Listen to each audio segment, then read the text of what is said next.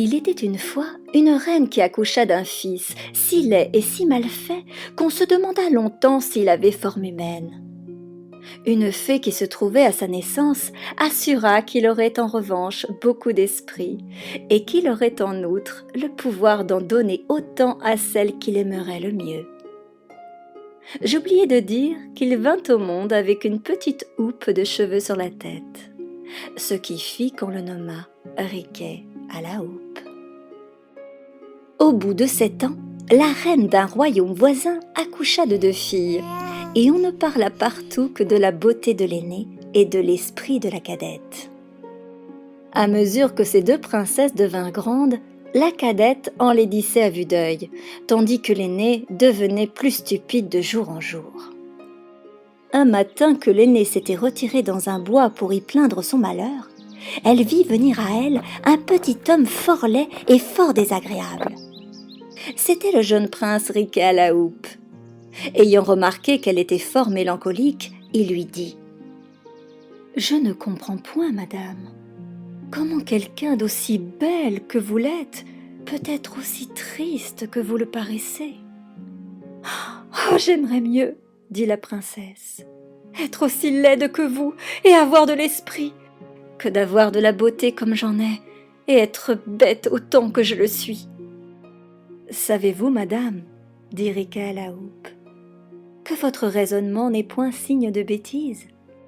Savez-vous aussi que j'ai le pouvoir de donner de l'esprit à celle que je dois aimer le plus? Et comme vous êtes, madame, celle-là, il n'en tiendra qu'à vous que vous n'ayez autant d'esprit qu'on en peut avoir, pourvu que vous vouliez bien m'épouser. » La princesse demeura tout interdite et ne répondit rien. « Je vois, reprit Riquet à la houppe, que cette proposition vous fait de la peine, et je ne m'en étonne pas, mais je vous donne 1 an tout entier pour vous y résoudre. » La princesse imagina que la fin de cette année ne viendrait jamais, de sorte qu'elle accepta la proposition qui lui était faite. Elle n'eut pas plutôt promis à Riquet à la houppe de l'épouser dans 1 an qu'elle se sentit tout autre qu'elle n'était auparavant. Elle commença dès ce moment une conversation galante et soutenue avec Riquet à la houppe, et son changement fut si visible à la cour à mesure que les mois passaient, que son père et tous les courtisans s'en étonnèrent. 1 an s'était écoulé, quand elle alla par hasard se promener dans le bois où elle avait trouvé Riquet à la houppe la première fois, et elle n'eut pas fait 30 pas qu'il se présenta à elle. « Vous me voyez, madame, dit-il, exact à tenir ma parole, et je ne doute point que vous ne veniez ici pour exécuter la vôtre, et me rendre en me donnant la main, le plus heureux de tous les hommes. Vous savez que, lorsque j'étais bête, je ne pouvais néanmoins me résoudre à vous épouser. Comment voulez-vous qu'ayant l'esprit que vous m'avez donné, je prenne aujourd'hui une décision que je n'ai pu prendre dans ce temps-là? Si vous pensiez tout de bon à m'épouser, vous avez eu grand tort de m'ôter ma bêtise et de me faire voir plus clair que je ne voyais. Venons-en, s'il vous plaît, à la réserve de ma laideur. Y a-t-il quelque chose en moi qui vous déplaise? Êtes-vous malcontente de ma naissance, de mon esprit, de mon humeur et de mes manières?